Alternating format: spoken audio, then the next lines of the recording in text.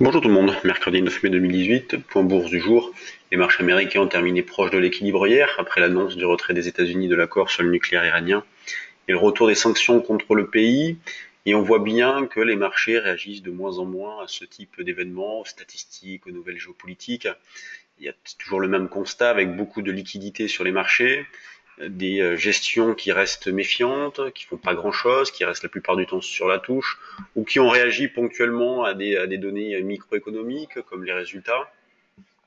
La volatilité implicite, elle reste très faible, donc on voit bien que le marché, il n'y a pas vraiment de crainte sur la suite. On a une volatilité qui est à 8, donc c'est très bas. Donc les stratégies que l'on peut monter sont bien évidemment à base d'achat d'options. Il ne faut surtout pas vendre d'options dans ce type de situation, parce que c'est ce qui a posé problème à certains en début d'année. Mais faute d'idées majeures, eh bien certaines gestions des hedge funds notamment sont repartis à vendre des options, à monter des stratégies à base de vente d'options, de vente de volatilité, chose qu'il ne faut surtout pas faire puisque s'il y a un petit hausse de la volatilité, eh bien voilà, c'est la petite étincelle comme on a connu en début d'année. Donc on continue à travailler à l'achat, les marchés restent fermes, donc on continue à travailler à l'achat. Il faut essayer d'acheter le plus proche possible de 5475, chose que l'on a pu faire hier d'ailleurs, puisqu'on a acheté sur ce niveau de prix, notamment sur le trade du jour, avec des objectifs comme 88, 93, voire même 5503. Et les 5503, il a fallu attendre la clôture 22 heures pour l'atteindre.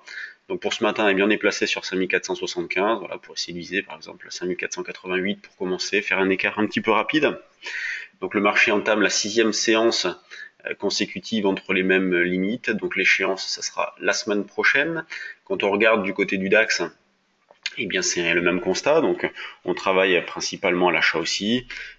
Sur le trade du jour, on a proposé deux niveaux d'intervention, 12 880, 12 860, 12 840, pardon, 12 880 et 12 840, les mêmes niveaux qu'hier. Donc, le 12 880 a bien fonctionné hier, puisqu'on a pu faire un écart partant de ce niveau-là, et on a allégé jusqu'à 12 933, donc il a fallu attendre le soir pour faire un bel écart.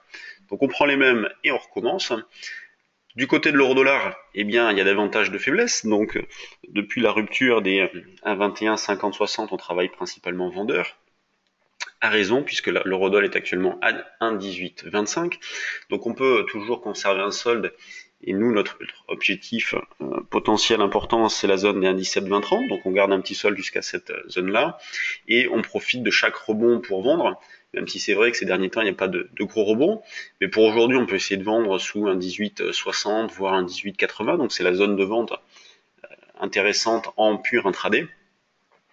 Dans l'idée de jouer un retour sur les derniers plus bas, pourquoi pas la zone des 1,18,20 et pourquoi pas un 17,20, 30. Quand on regarde du côté des actions, toujours beaucoup de régularité. Donc on fait toujours le même constat, de la régularité.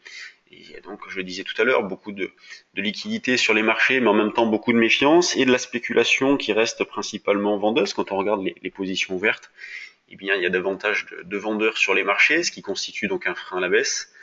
Ce que l'on a pu voir ces derniers temps, dès qu'on avait un petit retracement de 25-30 points, il n'y a pas eu de relais, le marché est rebondi, donc ces vendeurs-là sont venus se racheter et constituent un frein à la baisse. Et là où ce qui est plus étonnant, c'est qu'il n'y a pas d'accélération, parce qu'on pourrait penser qu'à l'approche de la zone des 5500, 1, 10, 15, eh bien des stops se déclenchent, et bien même pas. On est allé chercher cette zone-là à plusieurs reprises et aucun stop ne s'est déclenché. Le marché est revenu en arrière, donc on voit bien que ce marché-là évolue dans le vide. Il évolue dans le vide à court terme, mais il a évolué dans le vide et ça c'est incroyable. Il a pris 10% dans le vide. Je sais que c'est parfois compliqué à comprendre, mais c'est vraiment les intérêts spéculatifs avec de l'algo qui ont amplifié tout ça, qui ont fait que le marché a repris 10% en ligne droite et est passé de 5000 à 5005 très rapidement. Et donc du côté des valeurs, eh bien toujours beaucoup de régularité avec les pétrolières qui montent, Technip, Total, Peugeot, Sodexo, Airbus qui baisse. Donc Airbus va être impacté par cette décision des États-Unis. Airbus et Boeing pourraient perdre des autorisations de vendre des avions de ligne à l'Iran en raison de la forte utilisation de pièces américaines dans la construction de ces avions. Et pour rappel, Iran Air a commandé une centaine d'appareils Airbus pour 20 milliards de dollars. Donc Airbus sous-performe un peu et perd 1,08%. Et quand on regarde du côté des screeners, eh bien, on a quelques valeurs, mais il n'y a pas grand-chose non plus, vous voyez. Là, c'est le screener 1/8, il est 9h25 l'heure à laquelle j'enregistre. Il y a vraiment très très peu de valeurs. 36 valeurs affichées, c'est vraiment pas beaucoup. Et c'est assez équilibré entre les hausses et les baisses. Donc il n'y a vraiment pas d'intérêt sur sur les mid et small cap.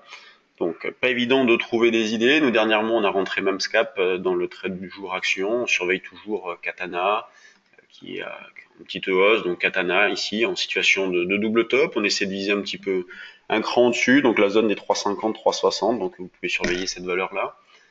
On est sorti de Cantel aussi. Il y a quelques temps déjà. Donc c'était une belle opération. Mais sinon c'est vrai que difficile de trouver des idées sur les mid et small cap. Pour ceux que ça intéresse, le 6 juin, donc le mercredi 6 juin, en ligne, on fait une formation sur l'euro-dollar. Si vous avez de l'intérêt, si vous souhaitez connaître notre façon de travailler le marché des devises, parce qu'on parle de l'euro-dollar, mais on parle d'un petit peu de tout aussi, n'hésitez pas à nous contacter, nous poser des questions, vous inscrire, vous êtes les bienvenus.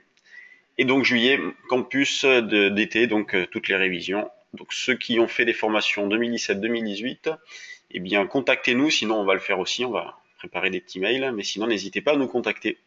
Sur ce, bonne séance à tous, et on va essayer d'acheter sur des petits retracements vers 5475. Alors pour l'instant, je suis placé à 5475 sur le CAC et pour acheter et 5513 à la vente. On va voir ce qui sonne en premier, en espérant qu'il y en ait un des deux qui sonne. Allez, sur ce, bonne séance, à demain.